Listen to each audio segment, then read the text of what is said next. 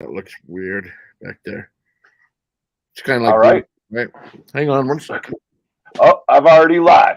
But That's we're all right. live We'll for go. episode 1 of Shootin the Shizz with DK and the Schwag. And we're here tonight with Thomas J. Churchill, who's worked with some many greats and has this upcoming film, The Avenging Angels movie. And it's his first Indiegogo campaign, so let's show him all the support we can. We're going to take a look at some of the perks, the trailer, and get to know Thomas a little better. Welcome, Thomas. Thank you. It's great to be on you guys' show. This is exciting. You know, I was on. So I don't know how long ago I met you, Thomas, but I probably met you A long time ago. 15 years ago, 16 years ago, or longer. But I was on a podcast with you at one point. Actually, you were, and that show, Church's Hollywood Moments, is actually coming back. I think we're set to launch. It's either in March or April. It's around the same time after we wrap the movie. We're going to relaunch the show. So we've been kind of rebranding it and everything else. So I'm pretty excited about that. So we'll have to have you back on once we're ready to go and move forward with that show again. I'd love to be back on. Yeah. Now, Thomas, so if folks, you have this is something writing, directing, producing. This has been in your blood since you were a young kid. And, you know, I mean, since we've been friends for a long time and smoked cigars, and I've been in some of your movies and whatnot. But I was, you know, reading up on you before we did this stuff. And you were also, when you first got started as a kid, did you want, because you've got some acting credits, but did you want to be an actor as a young guy? I actually started off wanted to be an actor. Now I'm gonna actually tell you, you know, my age is gonna be out there. Well, I mean, great. Look at it. I was in the top 5 runners up for the movie The Champ, what ultimately went to Rick Schroeder. But I was in the top 5 in New York for that role, and that's how it started for me. I was I don't know if that's me, or can you guys hear that? Is that me? That's all right. Don't worry about it. Just a beeping.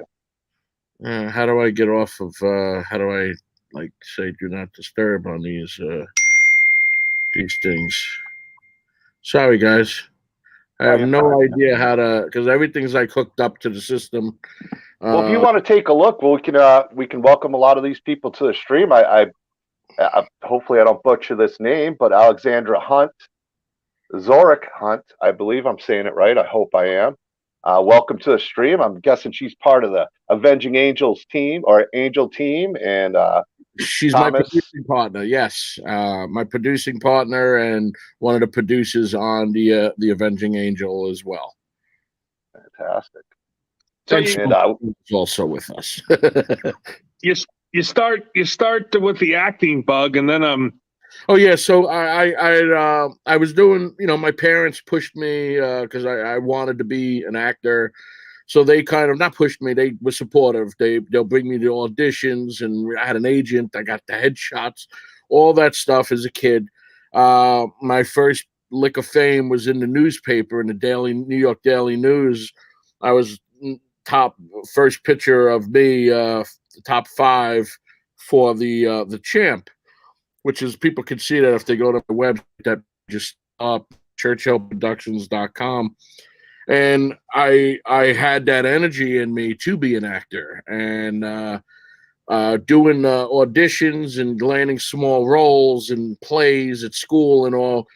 10 years went by, and I actually convinced my dad to buy me a video camera because I wanted to showcase my talents as an actor. But what happened was something completely extraordinary. During the process of writing, producing, directing this small little indie movie just to showcase my talents as an actor, I fell in love with the process. I fell in love with the directing. I fell in love with the writing, the producing. I mean, writing I've been doing since kindergarten. I mean, I won my first award in kindergarten, his doctor of storytelling. So that's pretty funny. And then I was always into the writing, the TV show The Night Stalker, Kochek, kind of got me, influenced me. So every time I saw him go to his typewriter, I was typing.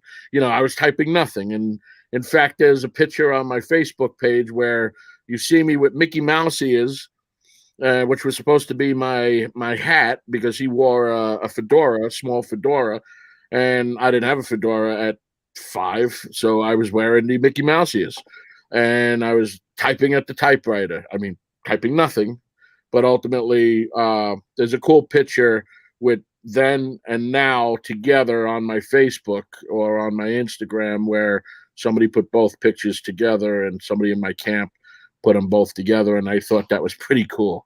Look at the past and look where I am now, type thing. But yeah, at 17, I fell in love with the process of directing, and I knew in my heart of hearts that was where I wanted to go.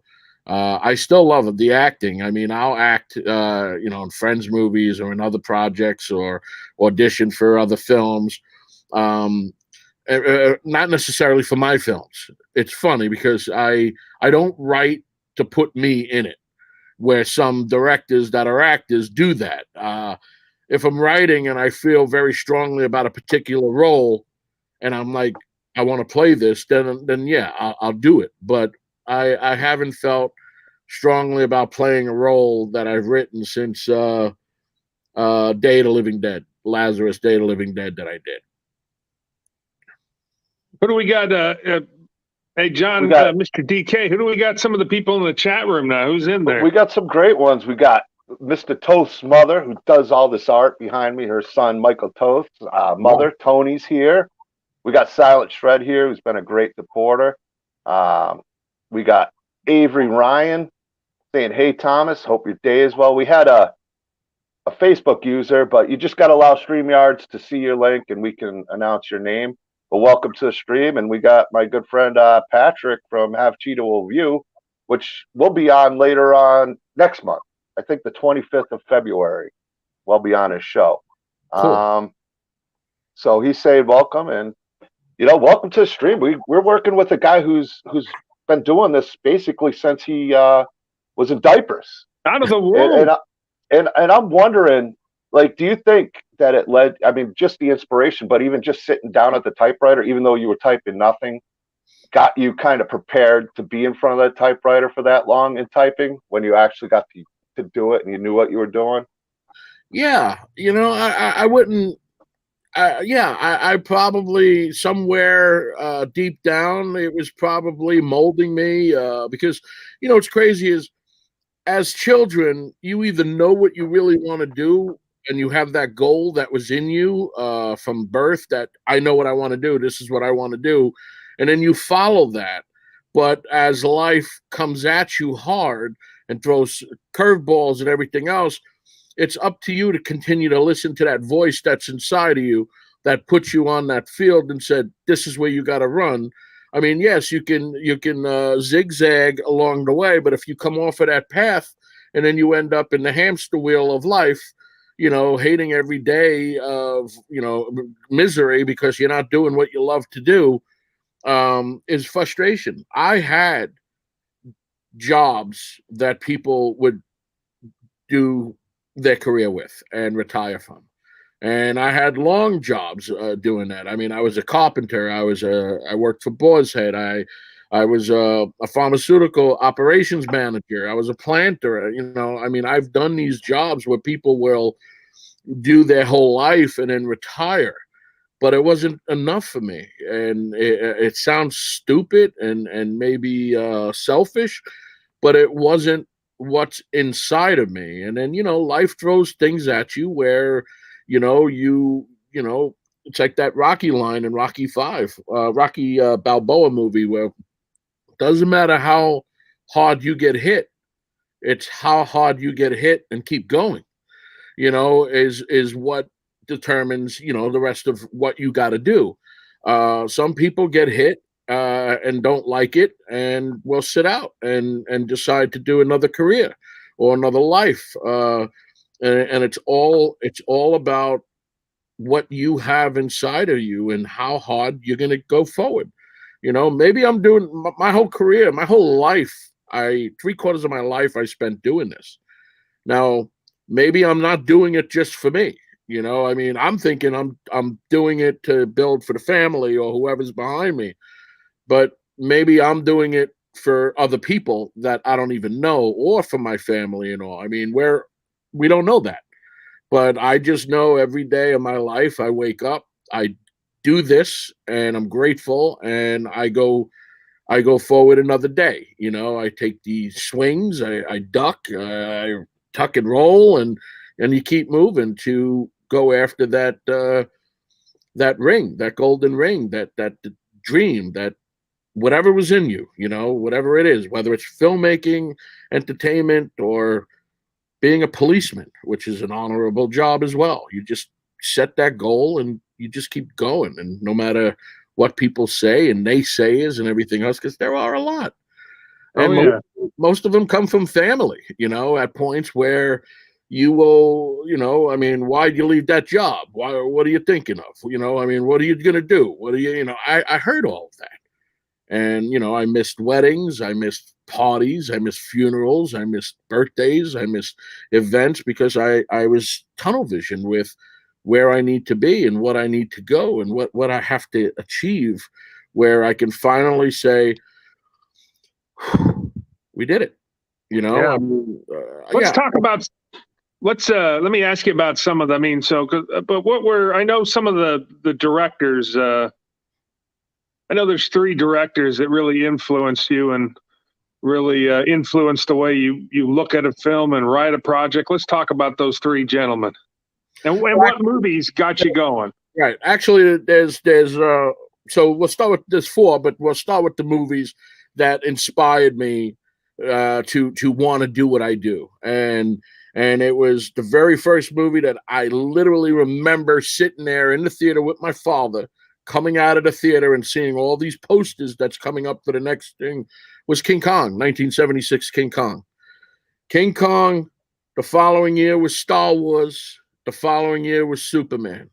Those 3 movies just made me say, what the hell's going on that screen? Then you skip a little bit, and then we're into 1984, you got Beverly Hills Cop.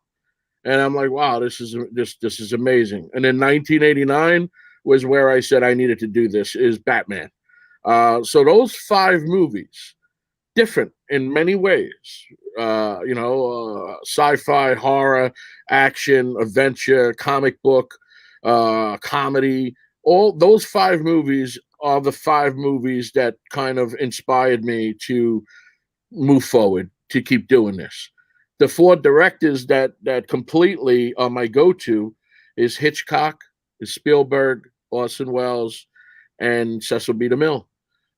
Because you got those 4 gentlemen, everybody steals from what they do, their style, everybody else. There's so many great directors out there, but those 4 to me are my Mount Rushmore. Those are the 4 faces that I would have in my head on the filmmaking of Mount Rushmore. Because Orson Welles was doing things in the 30s that people had no idea what he was doing, but it's what we do today as a standard. He was doing jib shots and 2 shots and back pull-ins and dollies and over the head. Nobody's done that. If you watch those movies in the 30s, it was basically 2 cameras just like drifting back and forth. There was nothing going in at the actor. There was nothing pulling out. Nothing. Orson Welles did it. He's the guy. Love it, Orson Welles. You say Orson Welles to folks nowadays, and they go, "What? Who?" Right. They got to do their homework. they got to do their homework. And then Cecil B. DeMille, eh?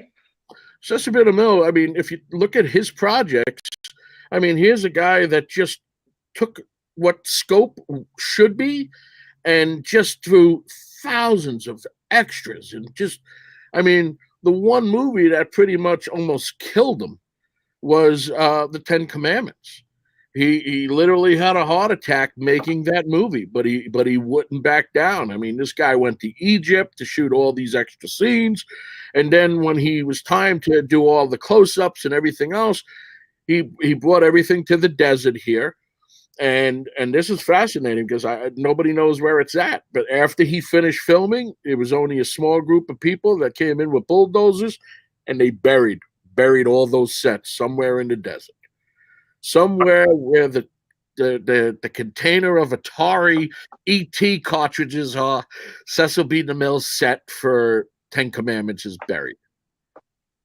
John, we got to go find those. We got a little road trip. Oh, I'm always down for a road trip, man. I'm always down for a road trip. I'll bring a pic. Yeah. So let's talk about your first I don't want to say break, but your first break into the film business as a director. What were we looking at? It's funny because at 17, I was my first directorial debut on a film called The War Master, and which won a film festival in Queens, Young Filmmakers Film Festival, which I have no idea what a film festival was, and I won Best Picture for that. The following year, I won second because they couldn't give me both back and forth because that's what the guy said to me. He's like, I got to let other people win. And then the third, I won I was in the third place. So it was kind of crazy that I had that first taste at 17 years old. And then I kind of remade that movie a few times, and I put it out as a System Devoured, which became Devoured, and that won a New York Film Festival in '99. And here's something I'm probably going to announce right now on your show. I'm going to remake and kind of reboot that story and that project where I'm actually writing for me, because I played this character 5 times over a course since I'm 17 years old, and I have all this footage, and I'm going to incorporate that footage into a new film where you're going to actually see me age 30 years without prosthetics during the course of the movie. And this film is called Chinatown to Chinatown. It's an action thriller. It's on the IMDb. It's been planned for a little bit. It's just I need to get weight-wise where I need to be before I decide to step in front of the camera. So that's one of the reasons why I'm like, well, I don't want to do this now. I think the time lapse is cool as hell, though. The time lapse is really cool. Was that like a happy accident, or was this something you maybe planned back in the day? It's like, I'll just keep shooting over time. It was a little bit of both. It was something that I've always wanted to do. We go back and play this character again because I played him 5 times in my life, starting back at 17. And as I got older, your mind changes a lot, and you start thinking about more of what's important to you and story-wise, instead of seeing how many people we can kill in a movie, and I said I'd love to revisit that story and kind of add more stuff to it, and then that's how it began. And I was like, well, what if? Let me go check the footage, and I ended up digitizing everything that I have, and I said I think this would work. So I'm going to be in that film, probably be in about 40%. The movie will be about my character and all, but I don't want to be the star of the film. I rather real people like you guys, like Brett, real actors. And I'll be in the film about 40%. So the information that I'm sharing, as well as the footage, all makes sense. And that's like, where'd this guy come from? And, so that's why I've been still doing some. The last acting role I did was I popped up in the Amityville Uprising, a small part. Actually, me and Alexander Zurich Hunt, my producing partner, both play characters Chuck and May, named after my parents owning this restaurant. Only we stepped in because we had talent that was supposed to be there, and for some reason or the other, they canceled like 30 minutes before shooting. So rather than moving that scene and redoing it, we were at that location. We were ready to go. So I said, screw it. Let's do it. So I jumped in. So you got regular jobs, you're doing stuff in New York. How did you make the decision? Because this is one of those decisions that a lot of people made, that if they're not born out here like I was. How did you make that decision? What was the leap to get out to Los Angeles? It's funny. I had the longest job I ever had was operations manager in pharmaceuticals. Okay. I did everything from plant management to operations management, and I was living in North Carolina back in 2007 to 2009. And I was going back and forth because I kept going back and forth. I've always made films while I had day jobs. It was either working on the weekends, making a movie on weekends, or whenever I had time down, or holidays and all, that's when I shot. But at this particular job, I'm living in North Carolina, and I'm running a plant, and I had this opportunity to go out to do a spec pilot, to direct a spec pilot for somebody, for a potential TV show. Didn't know these people, just contacted, talked, and next thing I know, I was out there, out in Los Angeles, filming this thing. I was out here for 10 days, and I realized I need to be here.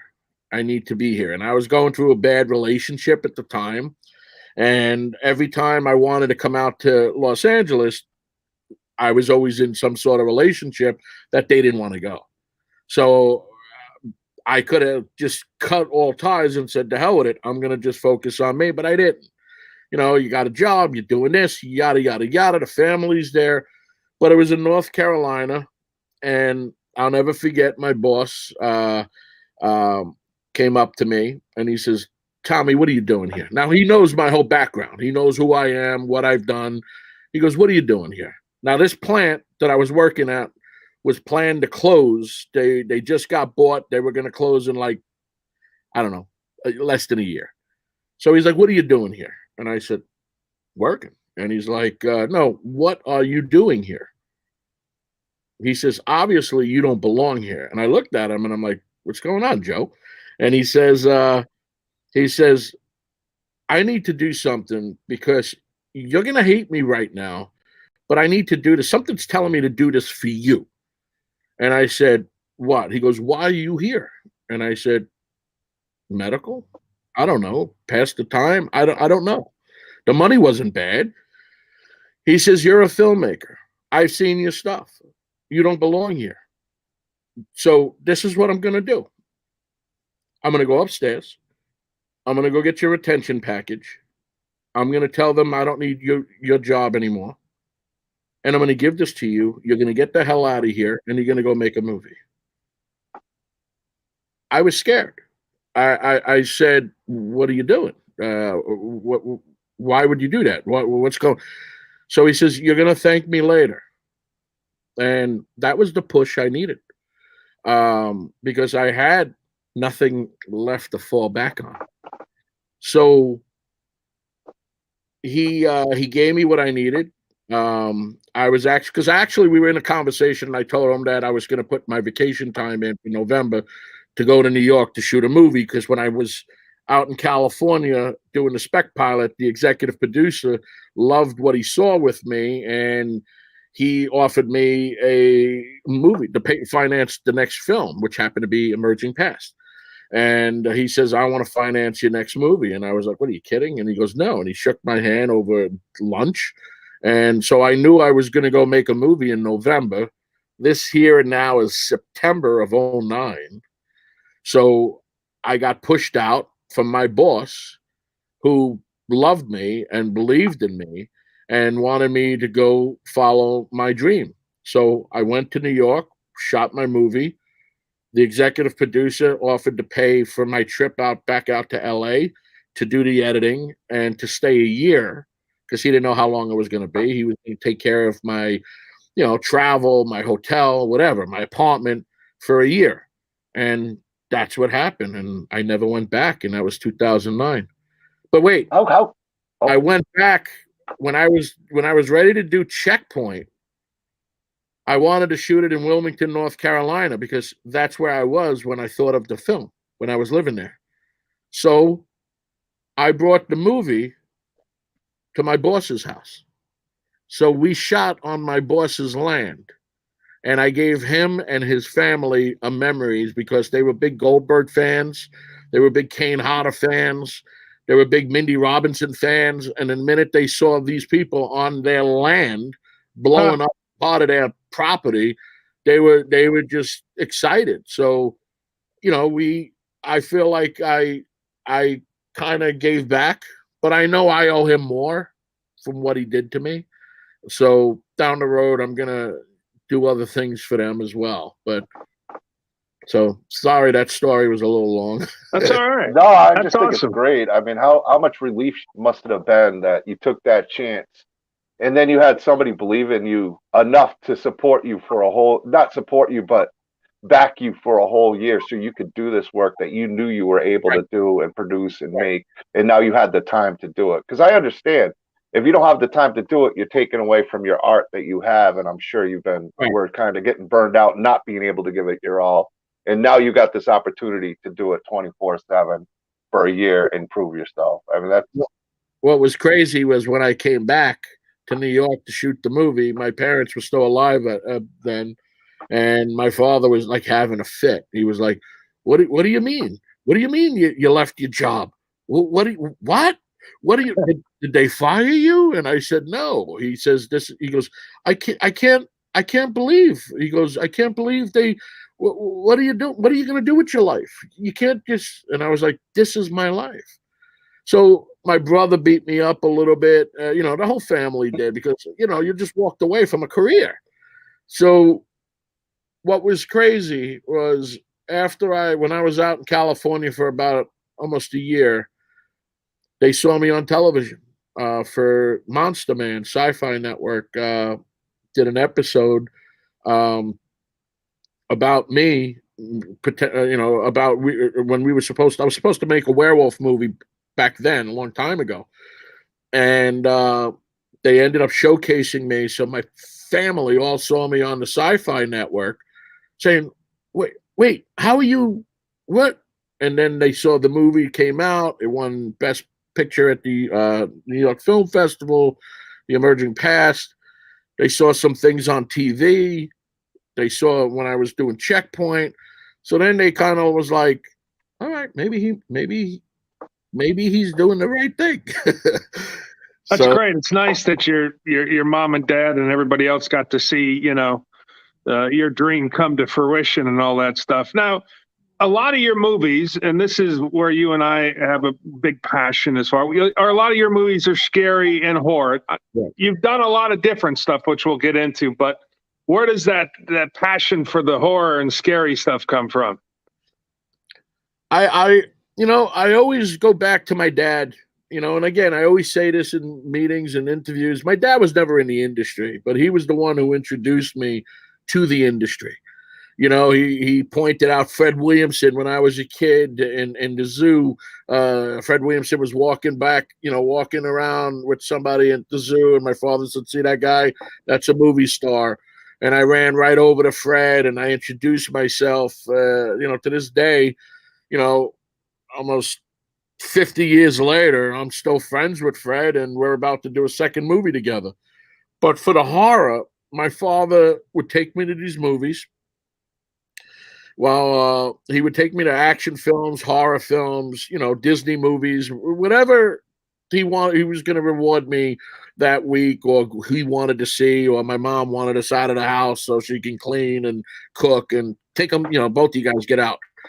So my father always covered my eyes with his hand on all the violence or the blood or the nudity.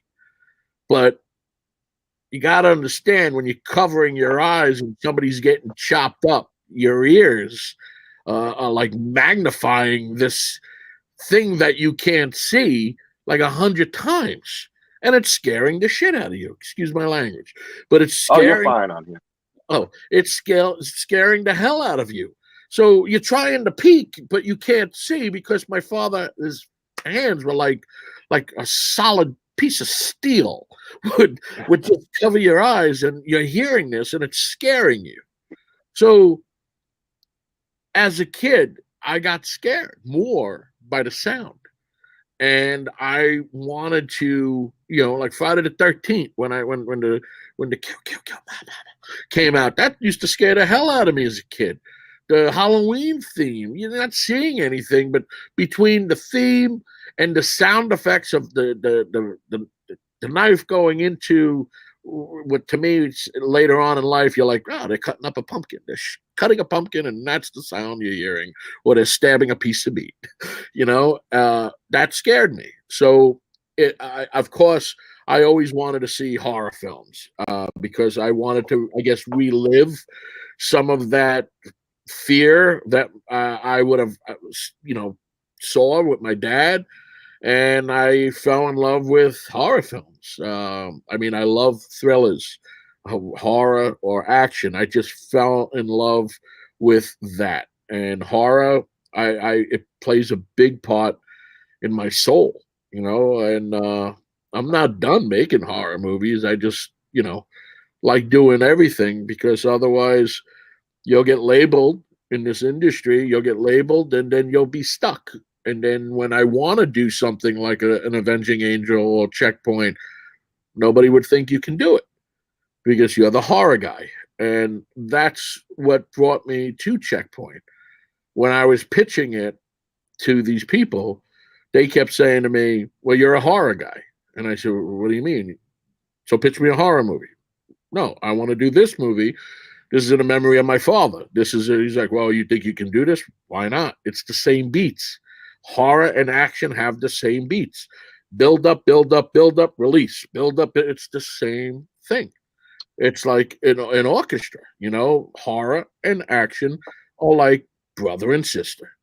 It's the same style. It's just how are you going to tell that story and get that effect out from the audience?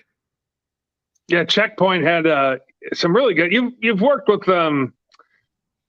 It's pretty impressive the actors that you have had in your films. Checkpoint had Goldberg and had Kenny Johnson from Sons of Anarchy and numerous other shows. Of course, Mindy Robinson, but Randy Couture, Bruce Dern. You've had Academy Award winners in your movies. C. Thomas Howell. Bill William Forsythe, Tyler Mane, Kane Hodder, of course, Fred the Hammer Williamson. Stephen Jeffries from Fright Night, John Lewis, a lot of MMA guys have been in your movies. Luke Goss, Hellboy. You've worked with some pretty impressive actors in your time. Well, let me just interject because you named two actors that technically I worked with, but I didn't. So The Hard Way, I wrote. I was supposed to direct it. It was supposed to be a Steven Seagal film. And whatever happened, he couldn't do it. And the group wanted to move forward quickly and go to Romania and shoot the movie. I didn't want to go to Romania in a short notice and couldn't do it. So I just sold the script to the group, and they went off and did The Hard Way, which is streaming on Netflix. That had Randy Couture, Luke Goss, Michael J. White. What's funny is Randy Couture, we ended up, Mindy Robinson is his other half, and she was in Checkpoint, and she's probably going to be in The Avenging Angel. Oh, cool! Very nice. Yeah. Now you also, let's not forget the Barry Papiks and and the Mike Fergusons, and then the Brett Wagners of the world that have been in your movies as well. Brett Wagner. Let's talk about this guy, this big Schwag guy. So I reached out to him. I forgot how, but I wanted to get him on I'm talking to you like you're not here, about you. So I wanted to get him on my radio show. And he came and we had a great time talking, and then we stayed in touch, and we would bump into each other in the street every now and again. We'll bump into each other. And then it was in North Hollywood. I just came out of a meeting, I think at a Starbucks. And as I was walking, Brett was crossing the street and we bumped into each other. We just started talking for a little bit. And we started talking about cigars and movies and all. And then next thing I know, we started to get more, closer, and we would smoke cigars together. And then I was about to do, I was going to be doing the Amityville Harvest, but then they moved it on me, the team, because we were supposed to do Big Freaking Rat and the Amityville Harvest kind of like parallel, like do this, then do this. And they ended up moving Harvest, Big Freaking Rat first. So I had to do Big Freaking Rat, and I was in the process of about to cast. And I had you in mind for other things, and then we bumped into each other at the cigar bar, and we had lunch at the pizza dinner at the pizza spot. Oh yeah, and then that's how I only had a little part left in that film, but because I had you in mind to do other things, and you said, doesn't matter a little part if it's a good part. And in certain words, something like that, you said to me, that was a real actor stating that to me. And I already knew him as an actor. And I said, the next thing I actually said to you was, I don't know if I can afford you because I've seen you work. And you said, let me read the script. And the first movie we did together was Big Freaking Rat, where I think you killed that scene. I love that movie. I love playing that homeless guy. See, people, like you said, look, I'm an actor. You're a director. John's an entertainer. So if you can't come out and you find something you like to do, like I love playing that homeless guy in that movie. Which, by the way, if you want to get the movie, go to eBay and get the German version of it. Yeah, it didn't come out in this country yet. I don't know. I just talked to the distributor today, and I said, what's going on with the movie? Because there's like 4 movies of mine, well, 5 that are waiting for release dates. And the next one that's coming out, I was told, is going to be Devereaux for like a day and date, which when they say that to me, that means it's coming out theatrical for a little bit. So I'm pretty excited. Then you got the Salem Chronicles, and then there's still Stepdaddy, and then there's Night Carnage, and then there's Big Freaking Rat that hasn't seen the light of day yet for this country. It did amazing in Europe, and it's one of those movies that you either love it or hate it, but you got to understand why it was made. It's a creature feature, basically a throwback of the 80s. See, I make movies for me, not for the audience. If I like something, I want to do something and have fun with it. If it's going to make me have fun and entertain me, later on, then I feel like everybody's going to watch it. But, it's no different than the cheesy films you saw as a kid, Chud and all these, movies that were fun for what they were. But Big Freaking Rat is a tongue-in-cheek film, but acted very... the acting is very serious. It doesn't take the movie serious at times, but it's not a cheesy comedy. But there's a lot of funny things in it deliberately. Yeah. So, in Germany, by the way, it's called Big Bad Rat. Yes. So if you want to go on eBay, folks, and see and grab it in German. Now, the wonderful thing about that, because I wanted the part for my reel, right? For my reel, playing this homeless guy that gets eaten by and slaughtered by a big bad rat. But so you can get that on eBay. So here's my question. Since you are a director that has done different stuff, what's tougher? Working with kids? You've worked with kids. Is it Rat Pack? Is that what it? Yeah. You've worked with the kids. You've worked with MMA fighters and pro wrestlers. You got all the horror icons you've worked with. You worked with Academy Award winners, and you've worked with bikers on a movie, Nation's Fire. So what, out of all those movies you've done in those groups, what do you think is the toughest to work with? that would get me in trouble. but I'm going to say the first movie that they say to me, they said never work with kids or animals, and I had them both in one movie.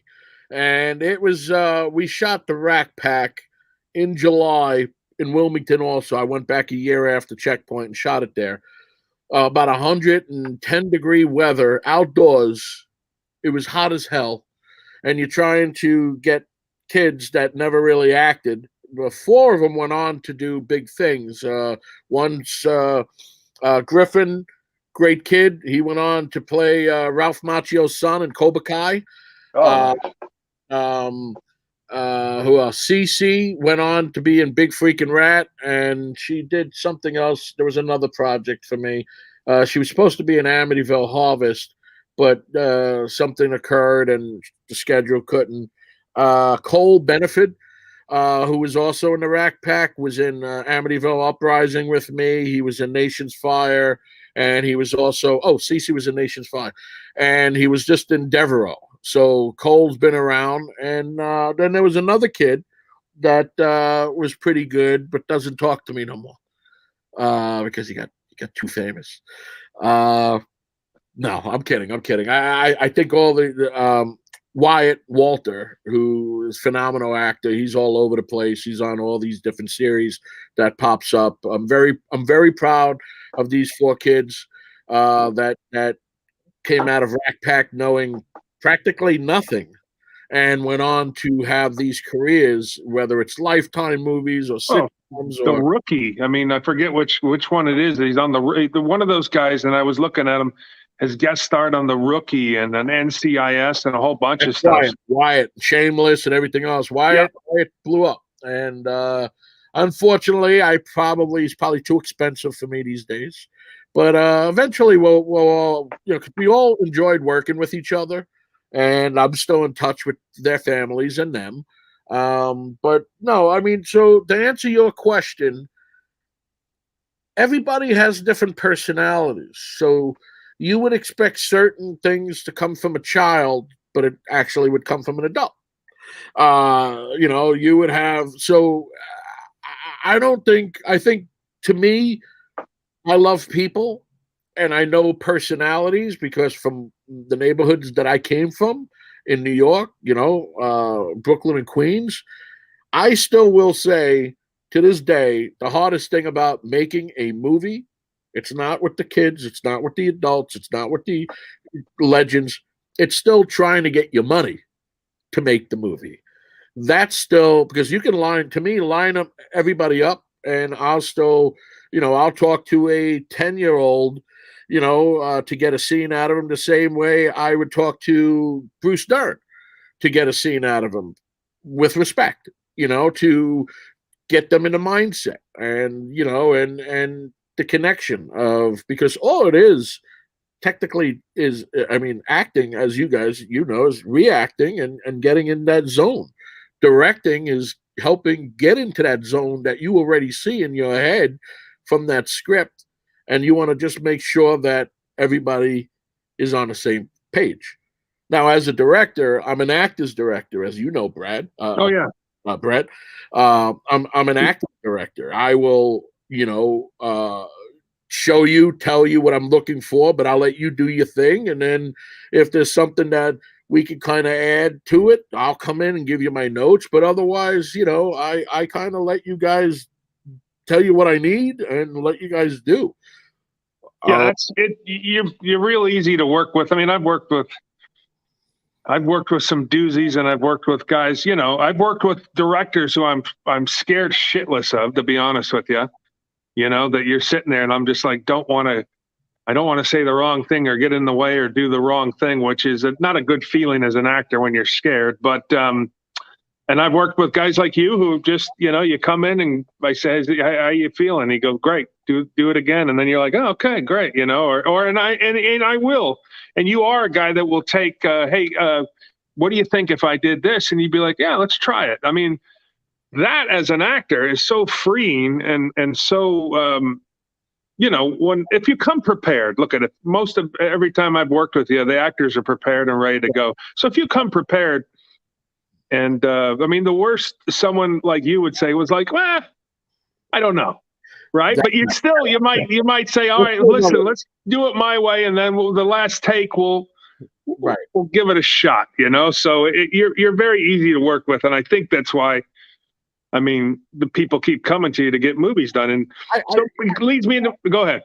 I was going to say, I hope I never get to that level as a director that people would be afraid to talk to me or wait for, you know, what you're going to say. To me, I don't want, it's a team effort. I don't want the talent to be intimidated by me or yell, you know, what is he going to say? You know, I know Brooke Lewis, who's a great actress, when she first worked with me on Day of the Living Dead, and we did our scene, and I had her do the scene a couple of different ways, she was really, really nervous. And I took her to the side, and because I know her since New York, and I know her talent is just amazing. And I said to her, what's going on? She's like, I don't want to let you down. I said, shit, don't let me down. Don't let yourself down.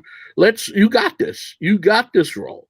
And I said, she's like, I'm trying hard to find. I said, you're Judi Dench in Skyfall.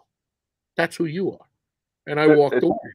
It seems like one of your great talents is you have a fantastic writer, director, but a really great eye for talent, and then creating that atmosphere. How important is that, like you were saying, to bring out the best in these actors and probably give them the confidence, like these kids, where they can be tough to work with. It's always recommended not with kids and not with animals, like you said, but to actually see these kids grow and know you created a great atmosphere so they could feel comfortable bringing out their best and helping make this movie happen successfully with what they do. Well, I thank you for that. I guess I have to, you know, people always say to me, oh, you, like some of my executive producers say, oh, you talk a little bit too much, letting them know what you need. And I'm like, what does that even mean? I said, because, and I'm going to be honest with everybody here, and Brett knows this because we had this conversation. Most actors, not all, most actors don't read a full script.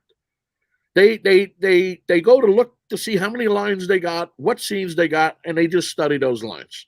They don't know what happens in the movie. They don't know what happens at the end of the movie until they go see it, the premiere, or that.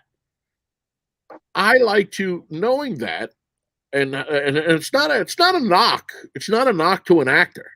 Believe me, I chalk it up to they're extremely busy and they got a lot of projects that they're doing and juggling.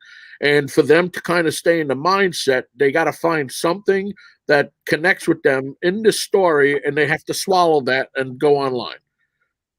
So what I like to do is I like to be prepared. I like to give them a little bit of what just happened in this scene, or what's going on before the scene, and what's going to happen after the scene. So this way they can still be in continuity of how much they're going to give me or how little they're going to give me based on where they are in that film. And unlike Brett, who will read a script from the beginning to the end and tell you and give you, ideas and, suggestions and all, there's a lot of actors out there that'll read a script based on how many times they're in the film or how many lines they got. And then there's actors out there that won't take a role if there's no dialogue. But if they're in the movie from the beginning to the end, they're being visually seen, and there's other things you can do as an actor. You just don't there's so many things you can do, but some actors, they have pride. And, well, I just did all this and I just did all that, and now I got a role that I don't talk. I say, go look at the movie The Quiet Place 1 and 2.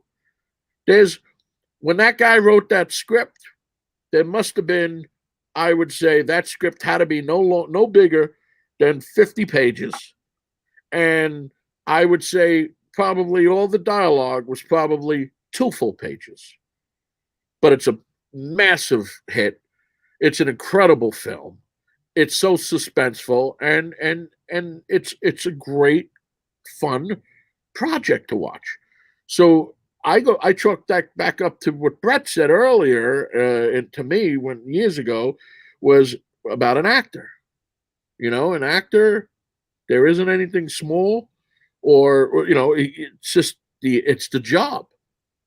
And I feel that if you're a good actor, you can do anything.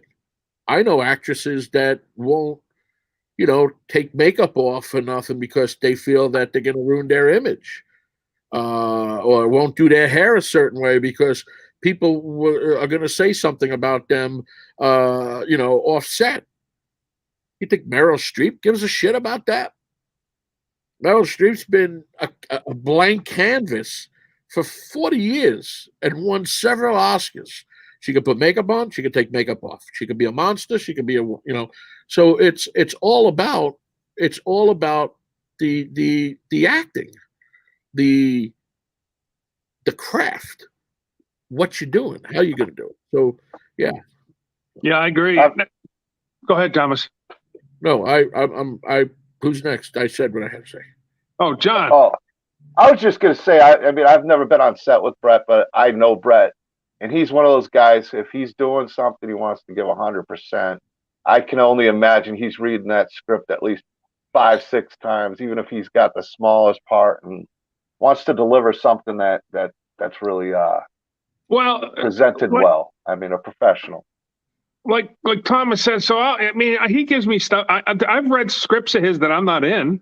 I mean, I've read a couple that I'm not in, but he's like, "Wait, give me your thoughts." I mean, not a lot of guys do that, right? I'm just a guy. I smoke cigars. I'm a redneck. I'm a biker, but I'm an actor, right? And I love to read stuff. I love to read stuff that he's done because I get excited when a friend of mine or somebody that I've worked with has a new project, because Thomas is a lot like Clint Eastwood, right? Clint Eastwood and some of these other directors, they use their friends and their family, right? They try to get he's like, he tries to get us work, right? If he has a script, he tries to keep in mind, well, Brett might be good for this. Mike Ferguson might be good for this.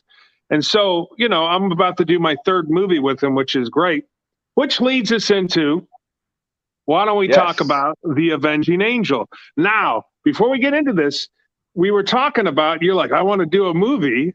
You're like, I want to do a movie with this guy, Robert Bronzi.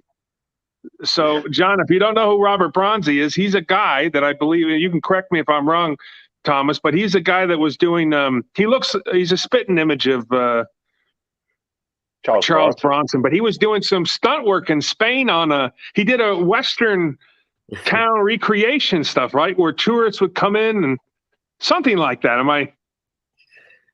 Yes, I'm going to tell you that in a quick second. But what's funny was I kept looking over and I'm seeing my phone go like, for some reason, it was sending a text of everything we talked about. I've had that happen. I don't know what button it is on a phone, but I've had that happen. It's like, why is it documenting everything? The phone's definitely not listening to every conversation. Yeah, okay. So there was a director I was reading about, and I've been a Bronzi fan for a while, and we've been friends for a while on Facebook.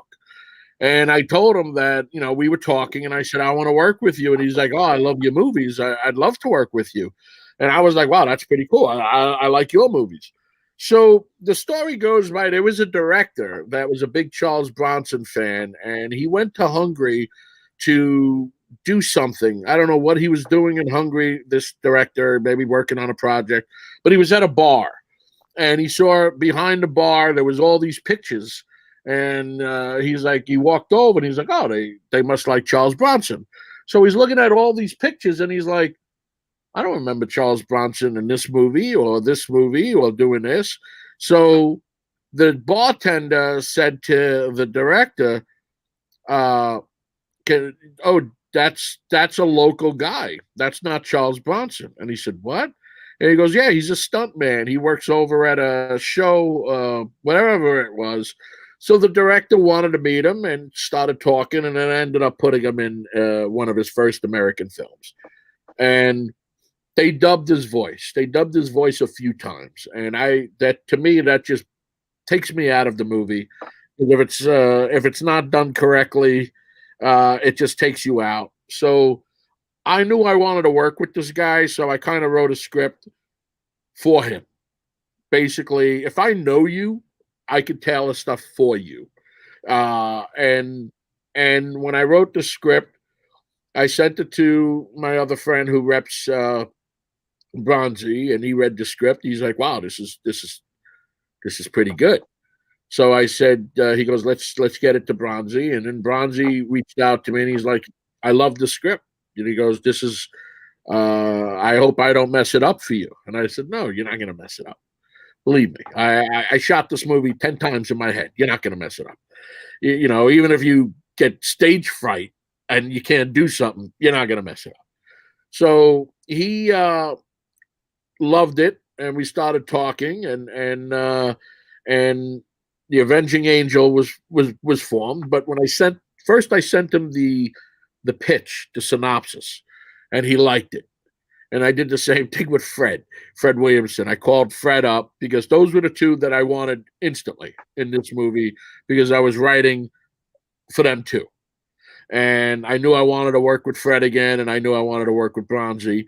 And so when I called Fred and I said, hey, I got this idea. I'm thinking about doing this. And he's like, well, you remember my 3 rules? And I said, yes, I know your 3 rules.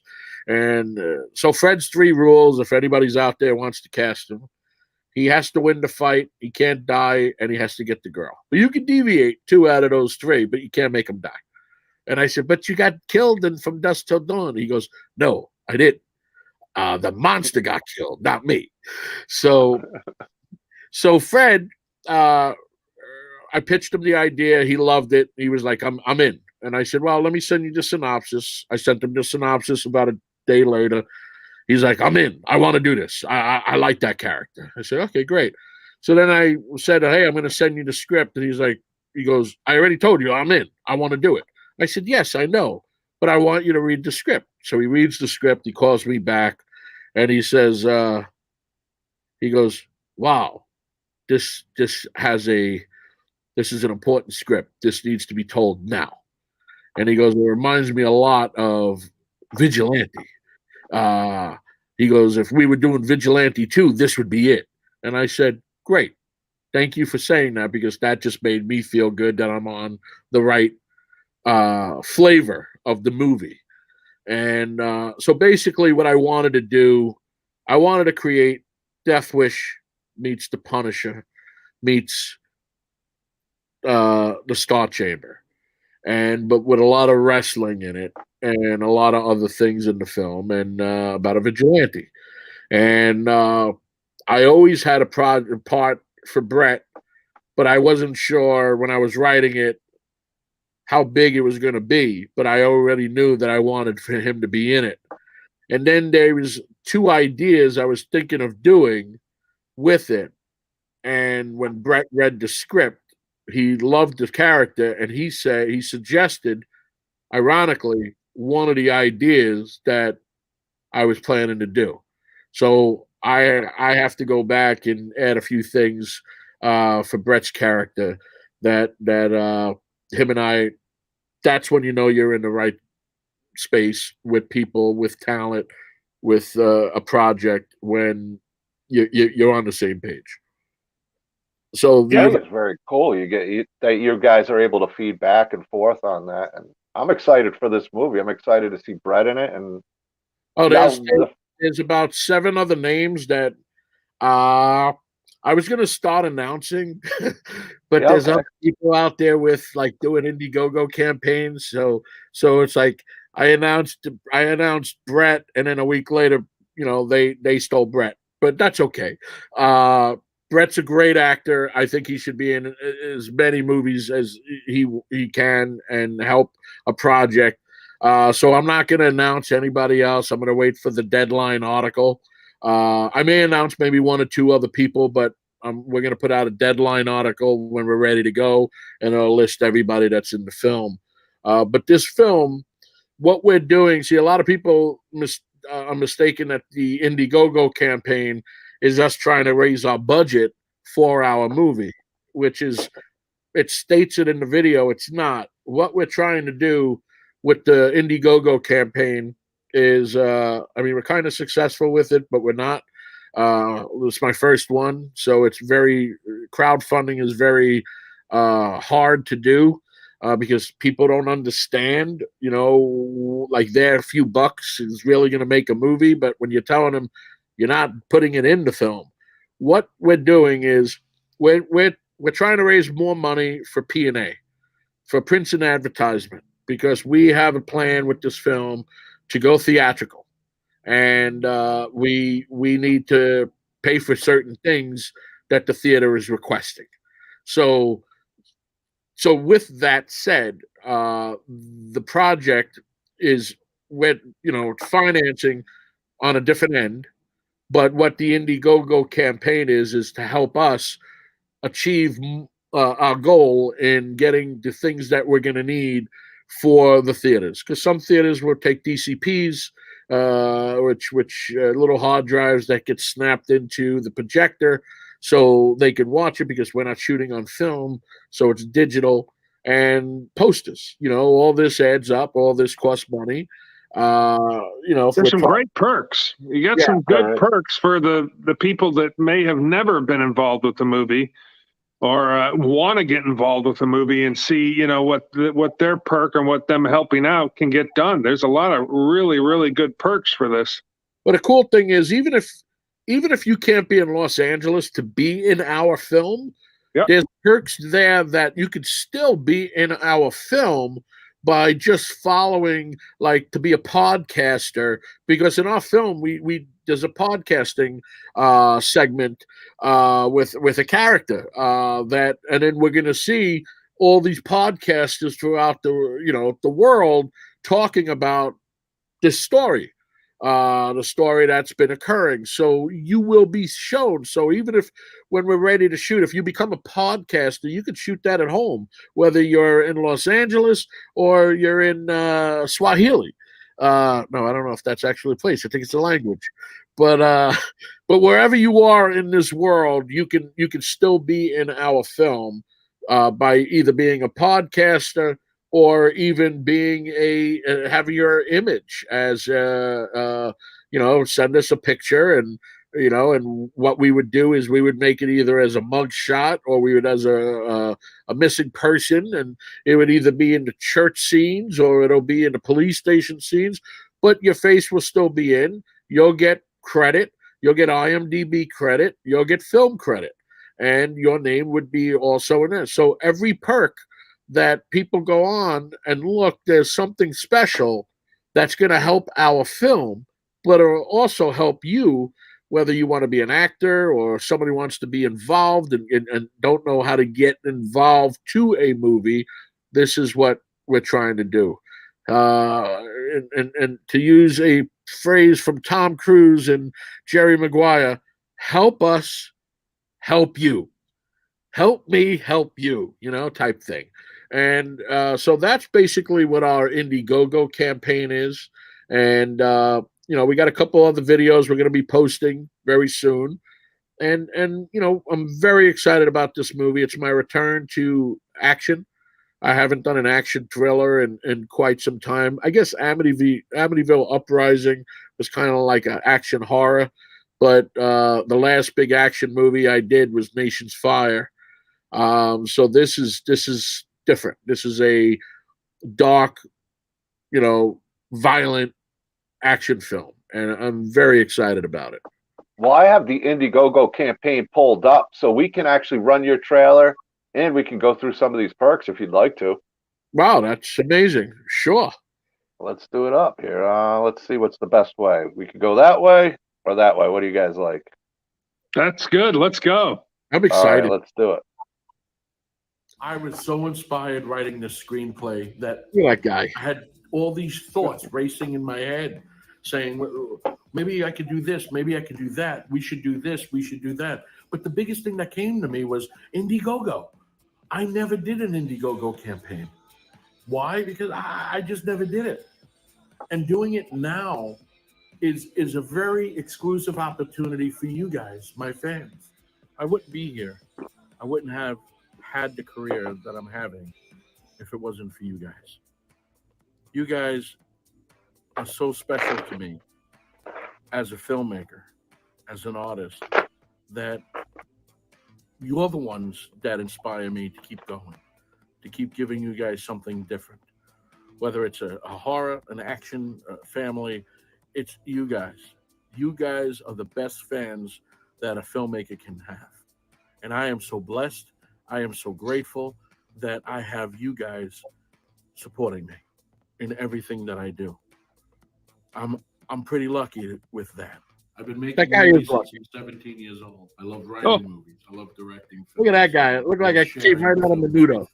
An audience. There is nothing more magical than expressing something in the cinema that came out Here of I your am. head Go and check. watching people enjoy your work. I am very proud of all the products that I've done in the past. Some of them are horror films, some of them are action films, some of them are Christmas films, family films, dramas. I have a lot of diversity in my work, in my style, that are currently streaming on various platforms. The reason why I'm here today is to share something very, very exclusive with you that I never did before. I am making a new film, an action film like you've never seen before, a Poster throwback looks great. to the past, 80s and 90s, and the style in it. This is my very first Indiegogo campaign. I never did this before. I am very excited to bring an audience to life with me making this movie. What is important to me about this movie is to tell this story. This movie is going to be completely different than anything I've done or anything that you've seen before. My goal for this movie is going to be a theatrical platform like you haven't seen before.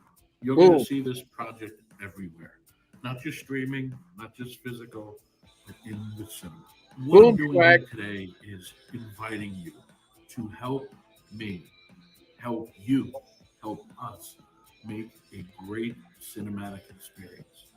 The Avenging Angel is going to be an action film like no other. Believe me, like no other. That's right. The style, the look, the feel, and it's going to let you in on a secret.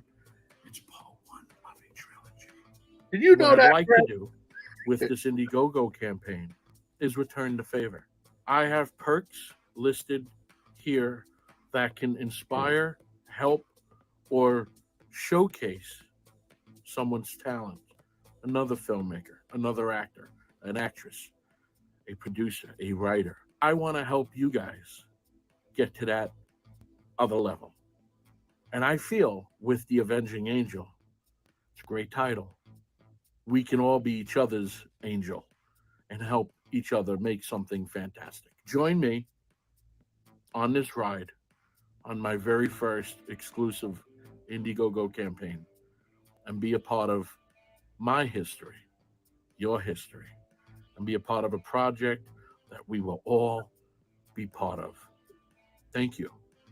This is Thomas J. Churchill saying, I am so grateful for you guys, my fans, my friends, my family.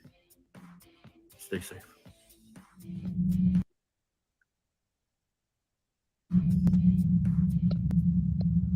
Yeah, buddy, that's good. And that's all from the heart and true, which is even better.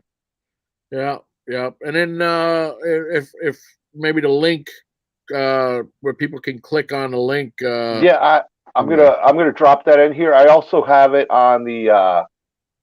Sorry, turn that back on. I have it also in the YouTube link and the Facebook link. So if you check those, but I'm gonna pop it in the chat right now for you.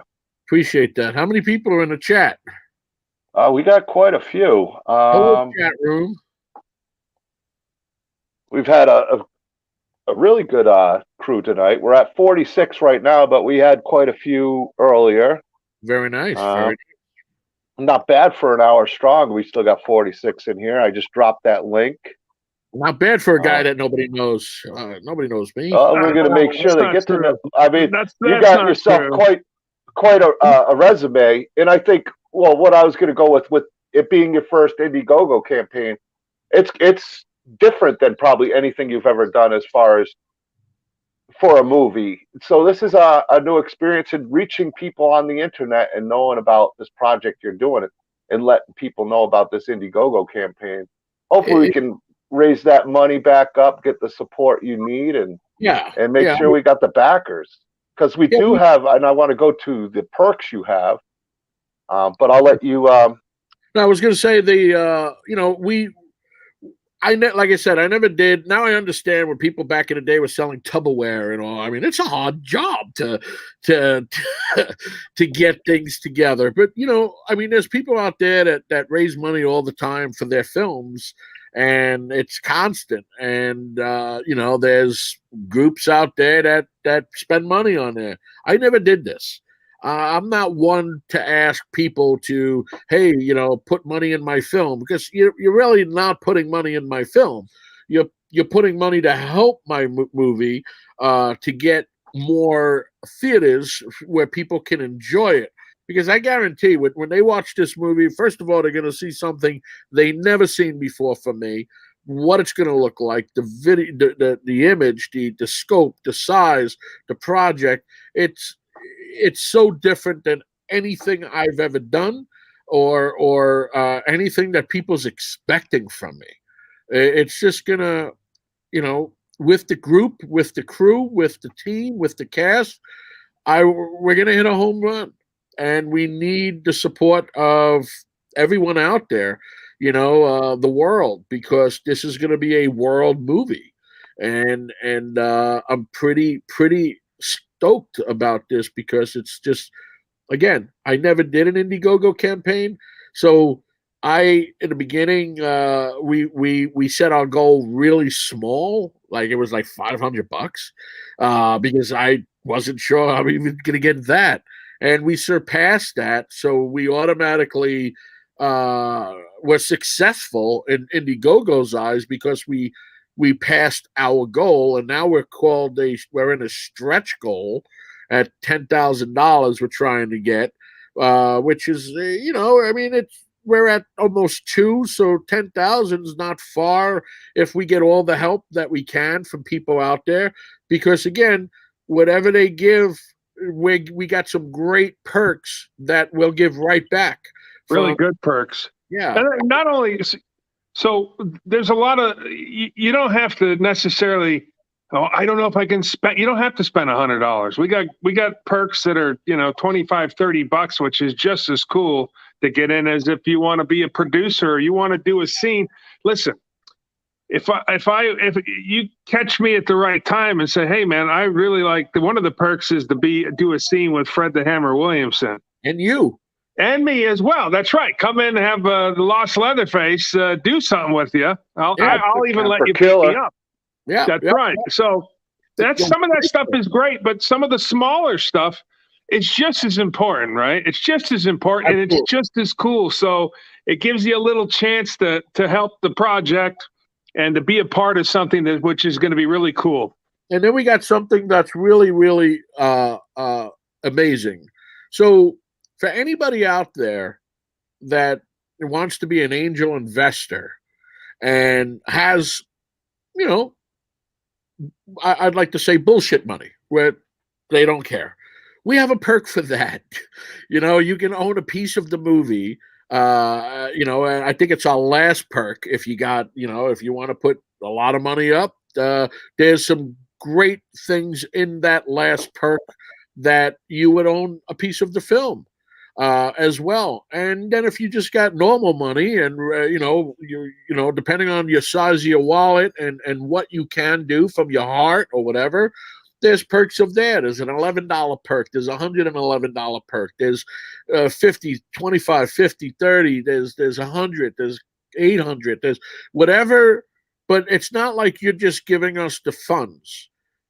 Every fund that is given is also getting something really cool from us. We're giving you back something great as well. And I think somebody told me Indiegogo is a tax write-off. I'm not sure, but it sounded good when somebody said that to me. And I said, really? So if it is, I don't know that, but it could be. So I'm guessing it might be, because you got to give them a percentage of funds raised.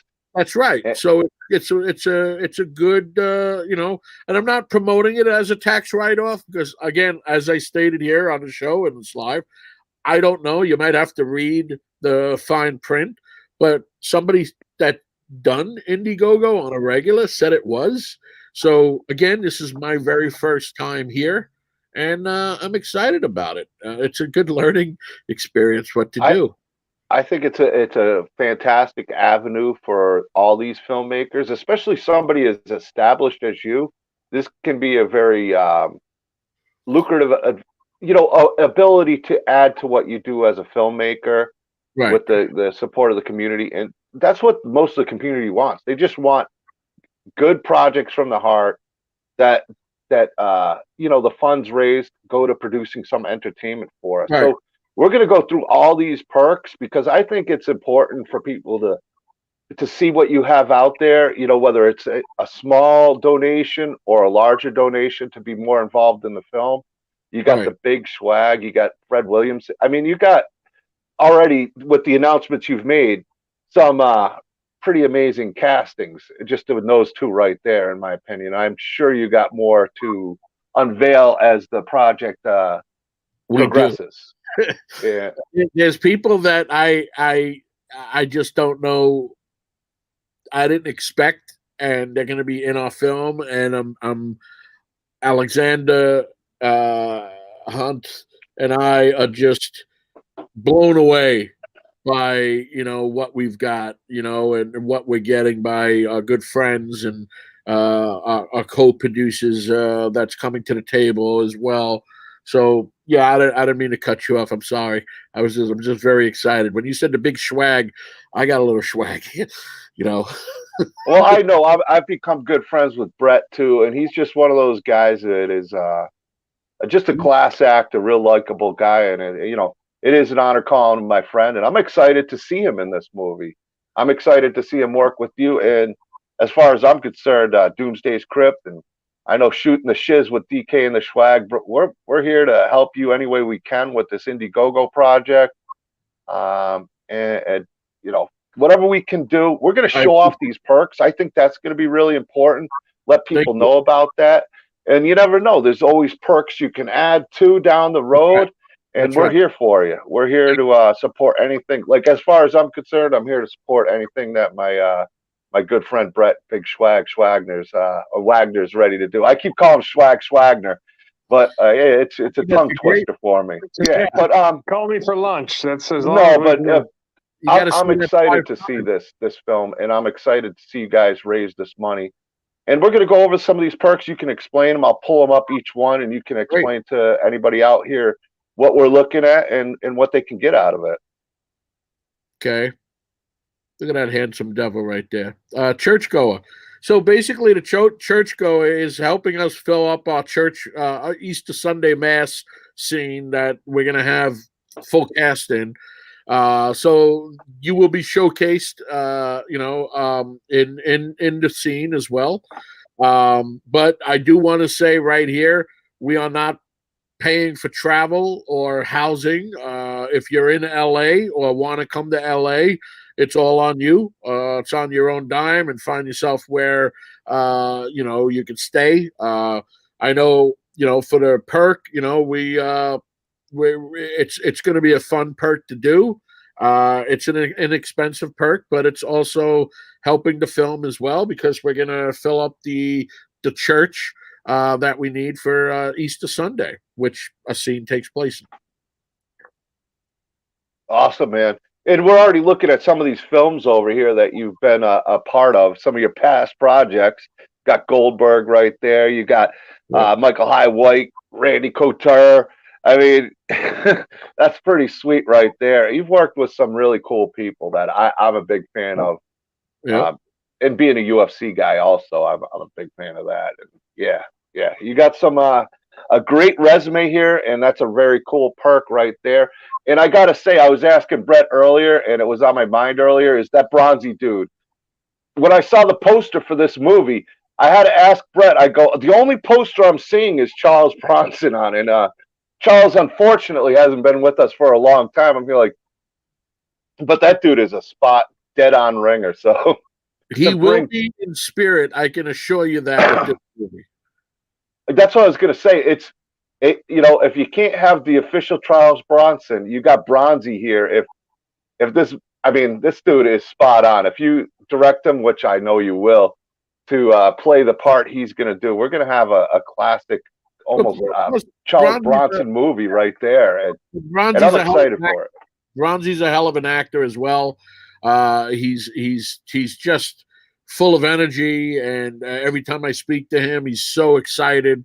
So we're gonna have fun. We're gonna absolutely have fun making this film. I think that's super cool, man. Like I said, the dude is a dead ringer.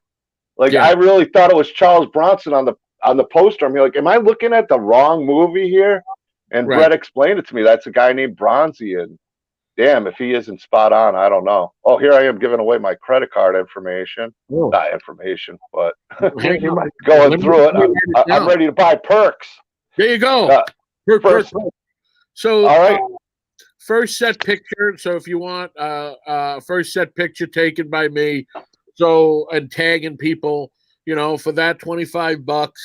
The very first day we're on film, we're on set, I will snap a picture and post it on social media and tag everybody that purchased that perk on there. So this way it's all over your wall that you are part of this. Plus you get a special thanks in the film as well. If you scroll down a little bit more on this, then there's this one, which is kind of cool, where it's a special IMDb credit for $40.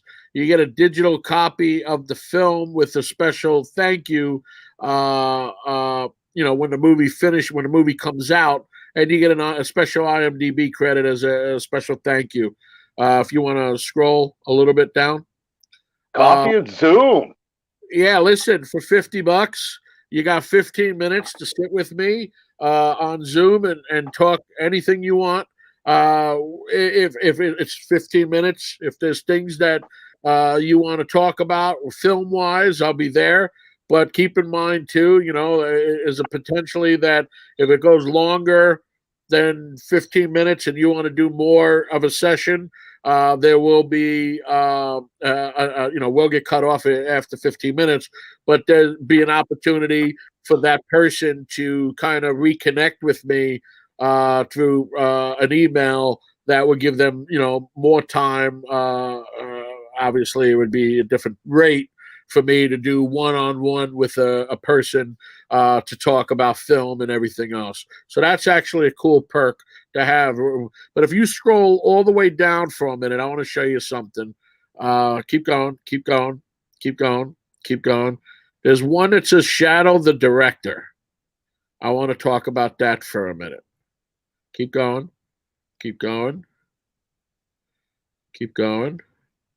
We're almost there. We passed Schwag. Big Schwag. The Schwag. Big Schwag. Red carpet, mid-credit scene. Is it all the way? Here we Shadow the Director. Here we go. Back down. Go. Yeah. Just scroll down a little so they get that thing. Yeah. It's delayed on your screen. Yeah. So Shadow the Director, even though that price looks, some people have it, some people don't. But keep this in mind. If you are a film buff and want to be in film school and don't have the money to go to film school, you could be with an active Hollywood director that will be on set with you. You will be on his set for 2 days, for the duration of the day, which would be anywhere between 10 and 12 hours. You're getting an intense crash course in filmmaking. So things that you would learn in a book, in books, and in some, teacher teaching you in a classroom, you're never going to get the one-on-one training or that you would get when you shadow the director. And in this case, it would be me. You would be shadowing me, sitting next to me for 2 days. I may even let you say action or cut, depending on how I feel that day. No, but it's also a perk that is memorable. You also get credit. You'll be in the film as well. I'll throw you in a scene. But the cool thing, like I said, is if you really want to go to film school and you just can't afford film school and you can't afford these weird film seminars, this would be the ideal thing. For $7,000 for 2 days, you're sitting in Hollywood. You would have to get to Hollywood and all, because that's there's no travel or housing giving, but you would have to get there, and you will actually be part of movie making. So you would learn everything in a crash course: what people's jobs are, what they do, what lenses to use, and why I choose these particular lenses, and how we're setting up a particular shot, and how you see the director getting an actor motivated. You'll see behind the scenes. So it's really an intense crash course in filmmaking that you can't get from school. Yeah, so Alexander Hunt was also saying we should let folks know when we plan on shooting this, just in case someone's interested.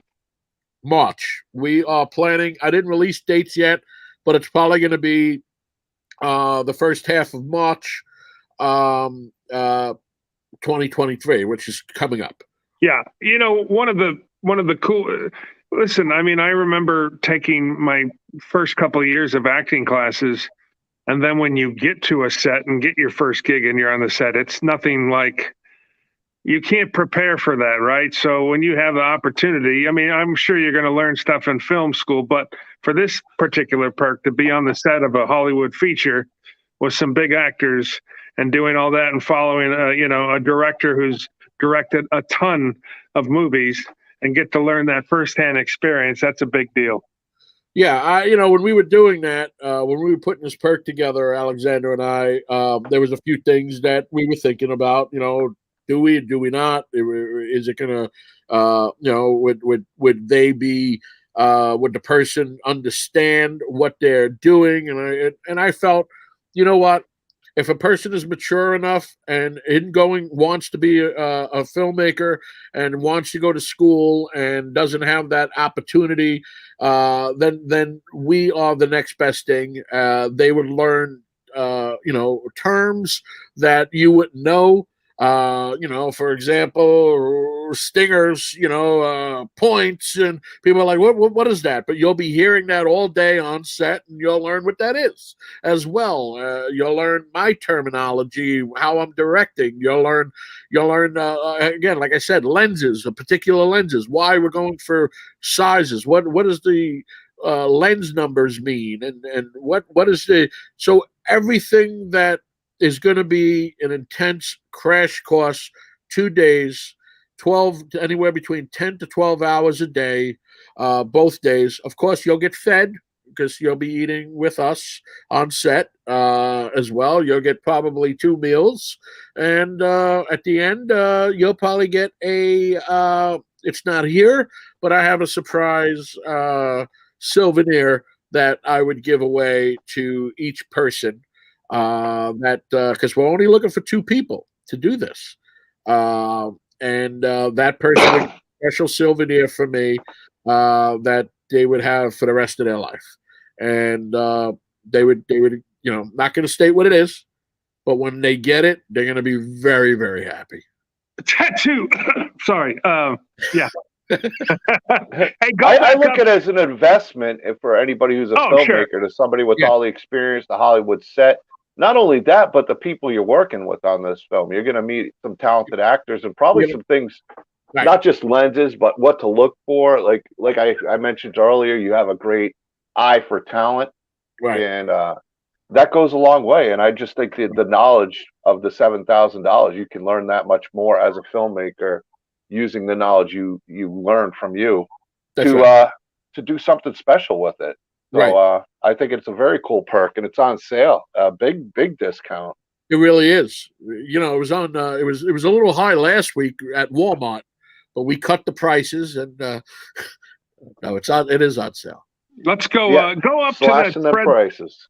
Go to that Fred Williamson the Hammer perk, because that's done. Tell you what, there's quite a few perks. We could go through them real quick, the ones you got, so at least everybody can kind of see them. And when we get to ones you want to stop and talk about, I think that'd be probably the best way to go, because there are some great perks, and I want to make sure people get a chance to see it. Yeah, we saw these already. We saw these. Yeah, the IMDb. There's 2 of them taken. There's 5 taken here. Right. Be a guest on the show. Did we go over that one yet? I don't think so. Yet. So be a guest on my show. This is going to be my podcast show. So somebody bought a perk to come on and be a guest once we start launching the new show. So that's what that is. And you'll get a little special thanks also in our film as well. And an IMDb credit, because our show will be live as well with video and everything else. So that would be an actual IMDb credit as well. Very cool. Signed by the Stars. Let's check this one out. Yeah, this is an autographed picture that's going to be from one of the stars. It could be from Brett, it could be Brett and Fred, it could be Brett, Fred, and 5 other people. It could be Bronzy, it could be whoever. But that's a cool perk as well that they can get. Yeah, I definitely think that's a cool perk, and $50 is a great deal right there.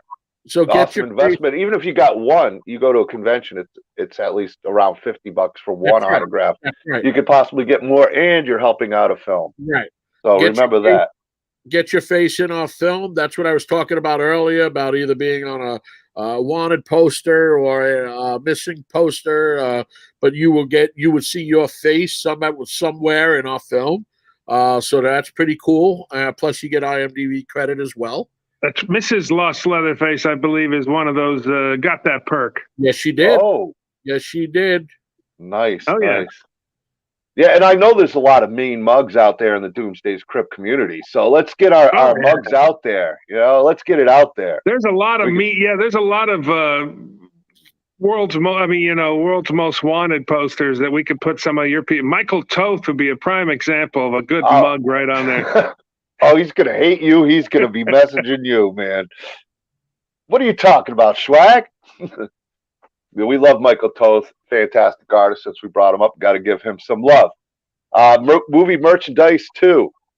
Yeah, there's a special thanks credit in our film, plus an IMDb credit, too. So a little bit more love. People get other things, Very smart using those IMDb credits, because I know a lot of people really enjoy them when they get a perk.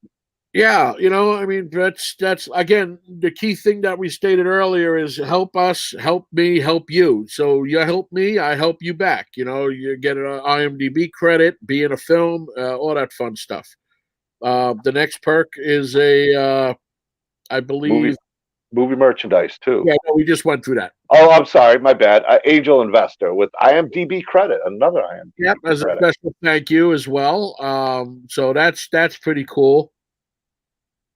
Oh yeah, and that's a nice one right there. And you get let's go over it though. Be an angel investor and receive a special thank you film credit, IMDb credit, and a digital copy of the poster and movie script. Yes. You gotta let them know that all that good stuff's coming with that investment on top of a really cool perk as an angel and an IMDb credit. So that's really cool. They'll see their name in the film as well. Yeah, that's always cool. I know the first time I saw my name in a film, I was like, that's really cool. That's really cool. So, to have that option, guys, not too bad. This one is similar. It's a little bit more money, but then you get a copy of the movie on top of the poster, on top of the screenplay, and a special thank you video from the director. So I will give, if you buy that perk, you'll get a video from me directly to you, thanking you as well. Plus, you'll get your IMDb and credit and all that fun stuff. Very, very cool. Let's drop down to be a podcaster in our film. You already touched on this one. But I think that's very cool for some of my associates and friends out there that are podcasters as well as myself. Well, either if they're a podcaster or an actor, if they're a podcaster or an actor, this is one of the ways to get in our film without coming out to be in our film, without coming out to LA. if you're on the other side of the world or the other side of the country and you can't make it out there. But for $200, you'll get, you'll get you have to shoot a 30-second clip of you podcasting. The segment that we would let you know what we need. So you'll get that from me, instructions from me, what you're going to shoot, how you're going to shoot it, basically on your phone, on your cell phone, and we will use that in our film as well. So people will see you, people will hear you, and you'll get an IMDb credit as well as a film credit in our project. Very cool. I like that perk a lot. I think it's a very cool one. VIP premiere movie tickets. How about that? Well, this is pretty cool too, is because if you want to come to the premiere and you've never been to a Hollywood premiere or an after party, here's a perk to do it. You're helping us out. You'll get pictures with the on the red carpet from Getty. Getty is pretty much the main company that takes pictures of all celebs. So you'll get your pictures taken by Getty, as well as taken, you may have pictures taken with some of the stars from the movie, as well as walking the red carpet, going to see our film, and then going to our after party afterwards. Very cool. Very cool. Anybody in California, right? What part of California in? Hollywood. So yeah, Hollywood. You guys get to go to Hollywood. Go to Hollywood. Go on that red carpet. I mean, $300. Yeah, but we're not putting anybody up. I have to keep. That's saying a good family vacation, right? Absolutely. That's the way I look at it. With the Schwag and the director. No, that's not a perk. We'll go have a cigar with you. Yeah. There you go. So this is another one. It's an actor's dream package for almost the same rate. If you want to be in a scene, there's many scenes that we're going to be doing. You'll have scenes with the main actors. There's no particular dialogue in this particular perk, but you'll be in a scene with one of the stars of the movie. I'll be right back, gentlemen. Keep talking. And you get that credit, which I think goes a long way. People don't realize. Anytime you can get a credit, it shows, and you do more and more and more credits on your IMDb. It really adds up that people know that you seriously back these films and you're serious about what these filmmakers are doing and showing your love to them, as well as them giving you the IMDb credit. So, I think that's a fantastic perk right there. The Actor Dreamer package. Do you do a combo, or does it include the red carpet thing? Because I'm sure anybody who acted wants to go. Would you do consider a perk with both? Well, if they want to do both, great. But if they're already in the film, they'll be invited to the event as well. So will already, buying a perk at that level and being in the film is pretty much you'll be at the premiere. I think that's really cool. I honestly, some of these perks that you got that we're running into here, I'm glad that we're going through them, because I know a lot of actors and I know a lot of them watch this. This could be a really cool perk for them to not only be in this film, get their foot in the door. It's almost like shadowing the director in a sense as an actor, even if it's for a scene. I like that. I would be into that if I was into the film business, and instead of going to film school and I had that opportunity, I would absolutely buy it. Yeah, I think just the opportunity it can provide acting in a film and showing what you can do. Even like you were talking about earlier with Brett, you told Brett you had this one scene and you wanted it, but it was, it wasn't a big, he didn't care. It's just acting and being in the film and delivering. And that's kind of the part that somebody can do by just being there and doing it the right way, even without lines. Here's the cool thing. I know within the next 5 years, I know for a fact that it's going to, I spoke it into existence many, many years ago, is I want to win an Academy Award.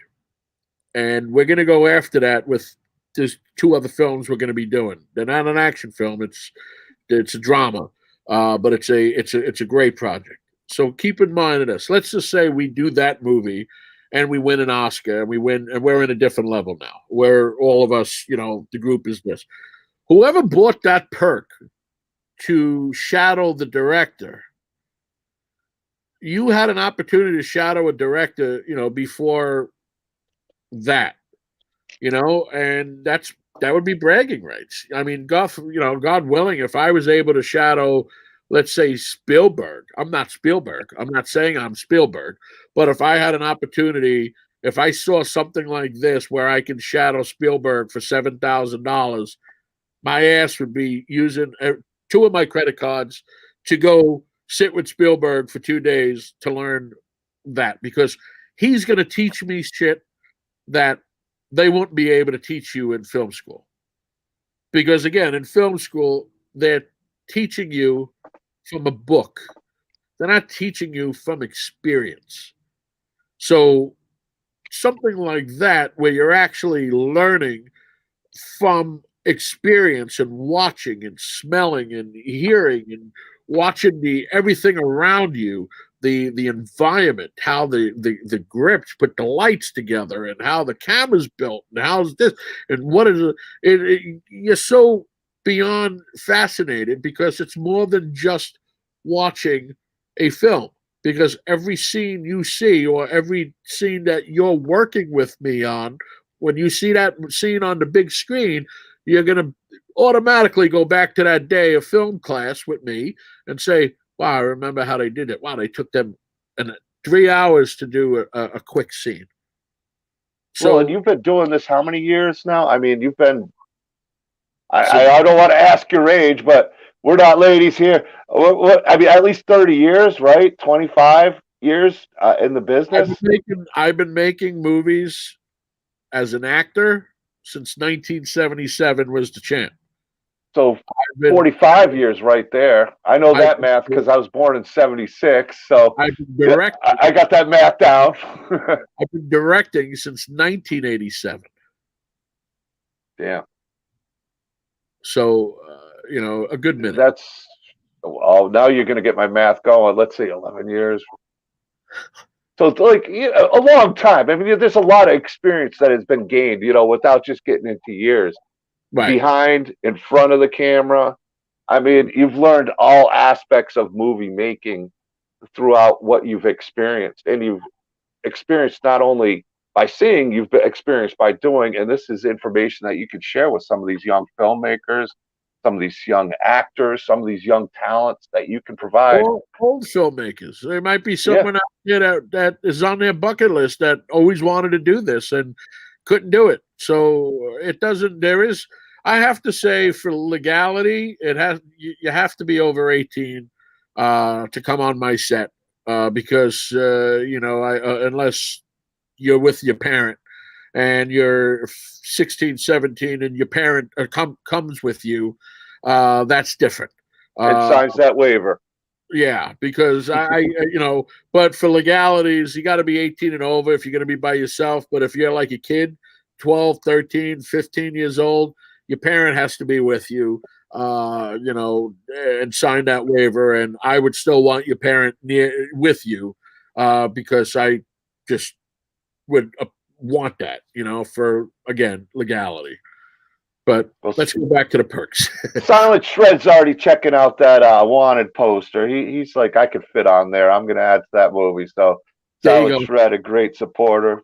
That'd be a really cool perk to support this film. So all the acting perks, the dreamer perks, the newscaster, it's almost the same thing. The newscaster is kind of like your podcasting. You would do a newscast. You would do it at home or wherever you're at, and then send it to us. Now, this is one of the first scenes as an associate producer. You would get a digital copy. There's no scene, no dialogue, so it's just your name. So you would become an associate producer on a film, and you don't have to be on set. But we would give you the script, the digital script, the movie, all that fun stuff. And then, of course, when the movie's ready to come out, you guys can come to the premiere as well. Very, very cool. Very cool. Die or be part of the ritual, huh? So a little bit of deep about this film in a sense of this perk, huh? Yeah, you get to die in our film as a henchman or whatever, and there's also a ritual scene that's going to be in the film, so you get to die in that as well.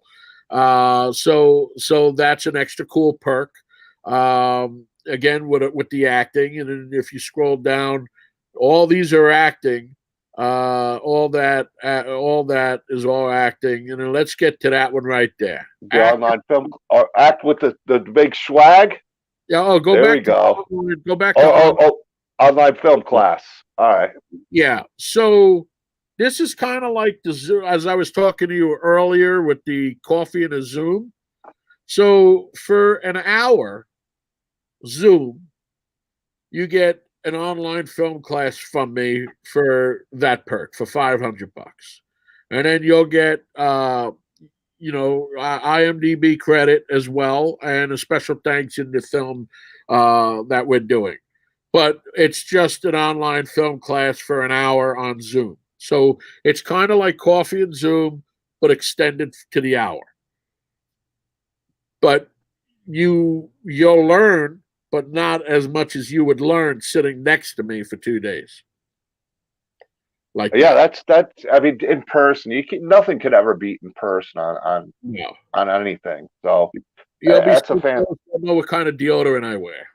Yeah, there you go. He wears he wears some really great deodorant. He's got some great cologne, and now we're going to a scene with this guy. I know this guy. I know this guy well. Mr. Brett Wagner, the big Schwag, the Kemper killer himself. So you want to act in a scene with Brett Wagner, who's been in The Crazies, and he's been in one of my favorite movies is The Happy Time Murders that Brett was in also. Sons of Anarchy, and Leatherface, Nightmare. What the hell is it? Texas Chainsaw Massacre, the remake. He's got the first kill in that movie, as well as this man was also in The Amityville Moon, one of my films, and Big Freaking Rat, one of my films. Hannah Montana. Don't forget Hannah Montana. That was my favorite acting job you had. I didn't know about that one. It's pretty. Listen, and what we do, whether you're a new actor or you're an established actor, you want to get in there, we will take care of you. It's I love working with people, so you will be taken care of from the director down to the actors. And I'm in a couple my character's in a couple really, really, really good scenes. So the choice would be from the director, but you got to get down here, of course. If you live down here, it's great. Room and board is not provided on this, but for a fairly good price right there, you get in a scene. Maybe a couple of scenes. Who knows? And this is a movie you're trying to get into the theaters too. So for $600, a film that has the potential to be in the theaters, or good potential to be in the theaters for $600, and your fight scene with the big Schwag. I mean, that's a sick perk for $600 right there. And all joking aside, that's a good investment for any There may actor. be a wrestling mask. We don't know yet. There may be some wrestling mask used that we hope the luchadors out there are not going to be offended and come after me. But if doing a scene with me was not good enough, I think the next one should be, or we got one coming up with, there's another one here. Set photographer, if somebody wants to, come on board and always wanted to, take pictures and never had that good opportunity. It's kind of like film school also, but for $750, you get to do set photography and electronic press kit, where you'll take photos mainly for our film as well, and you'll be on set shooting. So that's a fun perk as well. And we're looking for 3 different people to come on and do that. You could go up. Okay. Well, associate producer with bonus. So this one is feature your business, a product, a song, or whatever you have, something that you're looking to market, looking to sell, and you want it to be advertised in our film. this is a perk for you.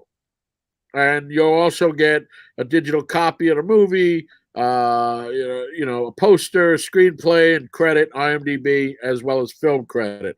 And it's just feature your product or feature your song or feature something. This is something cool for somebody that doesn't even act or doesn't want to act, but has, hey, I make remote controls and I want to have it in your movie or whatever, or that motorcycle. If somebody did a custom bike, or I'm just saying, this is where you can showcase your stuff. Very, very cool. Die in the film. I think that's self-explanatory. That's right. I know. I want to get to this because I know Brett's been excited for it. So, being a scene with Fred Williamson, who is iconic, a legend. He's the one that started pretty much the blaxploitation films back in the 70s. He's the very first celebrity I ever met at 7 or 8 years old. I met him. Directed him in Checkpoint. He was in Starsky and Hutch. He was also in From Dusk Till Dawn. MASH, the original movie MASH that spawned the television series, he was in as well. So Fred Williamson is an iconic actor, living legend. And you can be in a scene or several scenes with him for that price as well, plus credit. Yeah, I'm glad to hear he's acting and acting in one of your films, and I'm excited to see a film with not only Brett Wagner but Fred Williamson, because I'm a huge fan of his movies in the 70s. He's a staple of 70s, really. Right. You think of the 70s, you think of Fred Williamson. I mean, right. He's got to cross your mind right there. Super Bowl champ also. Now, the BTS plan, this is if somebody's ever wanted to do a documentary or shoot a documentary or host a documentary or direct a documentary, this is for you. So this is you going around with your team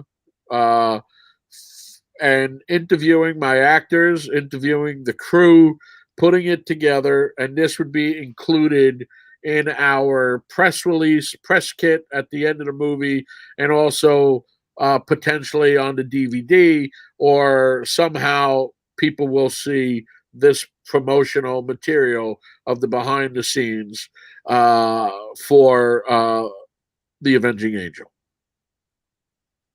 Plus, you get credit and all that other fun stuff too. Another cool perk. Red carpet hero.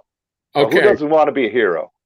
Everybody wants to be a hero. Exactly. But this again is for that person that wants to sponsor our. I think we're looking for 3 or 4 of them to sponsor our red carpet event and our Hollywood premiere. So on that backdrop where you see me standing is called the step and repeat. If people don't really know what that is, it means you step for photographers to take your pictures, and then you move, and then you repeat it. You step and repeat. That's what it's called. So it's a background. It'll have the picture of the movie on there during the premiere, as well as other logos from other companies that would want to sponsor. So if somebody has a salon, or somebody has a garage, or a monster garage, or beverage, or whatever, and they want to sponsor our event, your picture will be on there of your company. So think about this. Every image that gets taken, every photo of an actor or an actress or a legend or whatever, and it ends up all over the internet because it's through Getty, your company name is getting recognized as well. So people will find out, look you up, and you'll get business. So it's another advertisement for you. Plus, I give you credit as well. So for $1,500, we're looking for our heroes. If you scroll up a little bit, I think we're looking for. No, scroll down. I mean, sorry. Oh, okay. Yeah, you're fine. Go back up. Oh. A little more. We're looking for 5 of them. So 5 heroes we're looking for to sponsor our event, have your logo, your company logo, your brand, your phone number, whatever it is that you want to get out there to let the world know that you exist in your corner of society or of the world, that would be on my step and repeat. That's a perk for you that I think would be very beneficial for you as well. Doesn't mean you can come out to Cali for the premiere. You're more than welcome to. You're more than welcome to come out to California for our premiere, but again, that's on you as well. Travel there, we don't do. But it's also good advertisement for you for that particular perk. Yeah, it's a nice park. Nice park. Mid-credit stinger. So for that price, you know how Marvel, in the middle of the movie stops and you see like another 10 minutes of movie about something that's happening? So The Avenging Angel is planned to be part one of a trilogy. So in the middle of our credits, we're going to have a stinger scene. You will be in that stinger scene. That's what that is, with main actors. So, and you'll get, again, traveling house not included, but you get with that, you'll get film credit plus 2 premiere tickets to come out to our event, associate producer credit, and you'll have a speaking role with our stars in that scene. And there's still 10, and there's only 10. Once they're gone, they're gone. That's it. Gone. Bye. Wish they're you out well. of here. Studio executive. Yeah, that one is you become an executive producer, film credit. You get an IMDb credit. You'll have a scene opposite one of the leads at the director's discretion. You'll get a digital copy of the movie, digital copy of the poster and the screenplay. You'll get to meet and have pictures taken with the stars on set, as well as you will get 2 VIP tickets to the premiere, the red carpet premiere in Hollywood. So for that price. And who doesn't want to be an executive producer? There you go. Great perk. Director. We already did that one. The studio plan. It's almost like the open that up. Oh. So you get a speaking role with scenes against a well-known actor, a signed poster and screenplay, meet and have pictures taken with the stars on set. Again, travel and hotels not included. And then you'll get a co-executive producer film credit and IMDb credit. So you'll be like the boss of bosses on that one. That's a nice perk, and there's only 4 of them. So guys, here's the picture you were talking about too. The writer in you. Yeah, sometimes that's a family rate that I would do if there's somebody out there that's looking to get a screenplay written and never always wanted to do it, don't know how. I would actually walk you through everything and do it with you, and then you'll get all those extra perks. There's only one available for that because, again, my time. Not saying my time is valuable. Like everybody else's time. And if, I can't do 5 perks or 10 perks of sitting there with 10 different people to write 10 different scripts in a matter of a short period of time. So I chose one lucky person if they want to come forward. And that would be an amazing event for us. Amazing ride to write a script with you and develop a story with you and help get it ready to get it ready to get made with you.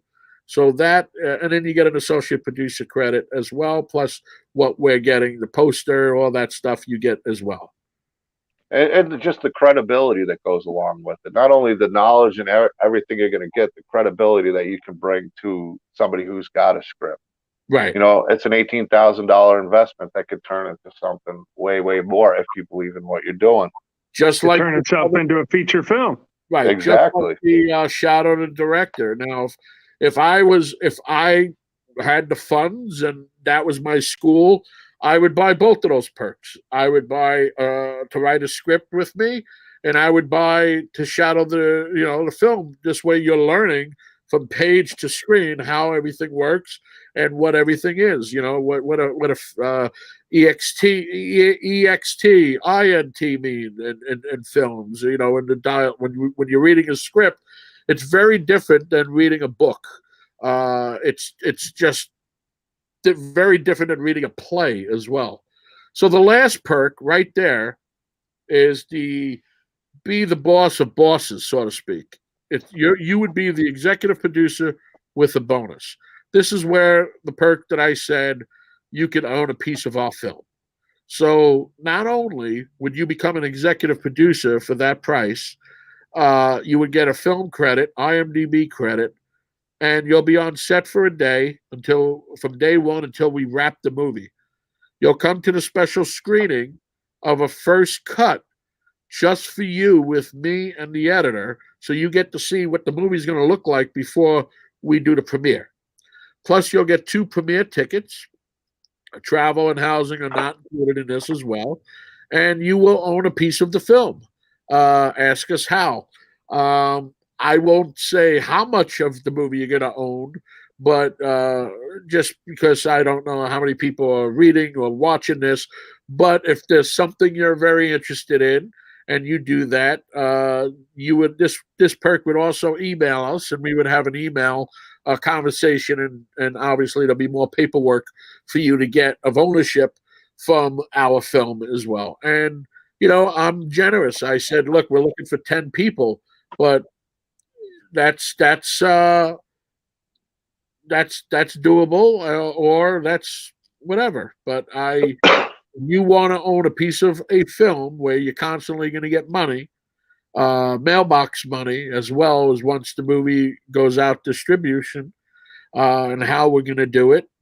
This is a way that you would have also get revenue. So again, this is an investment for you as well as helping us with our project. Excellent. Excellent. It's been an honor to have you as our first guest as Shootin the Shizz with DK and the Schwag, episode 1. Here. Thank you. Well, you know, it's awesome. I've had such a great time learning about your history, learning about this film, all the talent you've worked with. It's very impressive resume you have. Guys, check this out on Indiegogo. I'm going to drop the link one more time for everybody. I'm going to give you Big Schwag the last word here, and then you the final word. Oh. The co-host last word, and then the final word by you. Final word. Oh, the second to the final word. Don't eat Second Taco to the Bell final at 3 word. in the morning. The runner-up. But, you know, Thomas, it's great. Thank you so much for coming on and being our first guest. Thanks, as always, for being a friend and always thinking, you know, and putting your friends in your movies as well. And I'm excited. I like I like what you do, and I'm excited for this movie. And you know, I know that there's a whole bunch of other stuff that's in the works, because when you go to Thomas's house, he's got a board and he's got all the projects, and there's a lot that he's working on, and in the order he's going to try to get them done. So I'm excited for The Avenging Angel. I'm excited to work with you again, and thanks for coming on, being our first guest on our new podcast, and we appreciate you being here.